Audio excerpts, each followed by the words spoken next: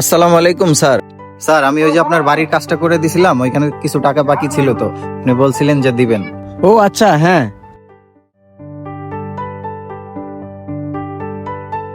এ নাও। ধন্যবাদ sir. Sir এখানে তো টাকা কম আছে, আপনি বলছিলেন 5,000 টাকা দিবেন, এখানে তো 3,000 টাকা আছে। তুমি তো কাজে ফাঁকি দিছো। স্যার আমি তো কাজে ফাঁকি দিই নাই, আমি তো নামাজে গেছিলাম। তুমি আমার বাড়ির কাজেও তো ভুল করছো। আরে স্যার আমি কোথায় ভুল করলাম? আমি তো সময় নিয়ে আপনার কাজটা সুন্দর করে দিলাম। আসসালামু আলাইকুম স্যার। আমরা বন্যায় কবলিত মানুষের জন্য ফান্ড তুলছিলাম, যদি কিছু সাহায্য করতেন। স্যার বন্যার্তদের যদি সাহায্য করতেন আল্লাহ খুশি হতো। আরে আরে টাকা দিতে পারতেছি না, তোমাকে আবার টাকা দেবো কোথা থেকে? যাও এখান থেকে।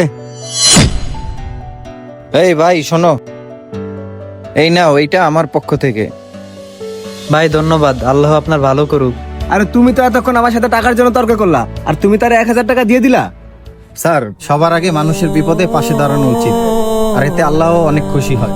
স্যার আল্লাহর কাছে হাজারো শুকরিয়া, আল্লাহ আমারে দেওয়ার মন দিছে, আর আমি কারো হক মারি না।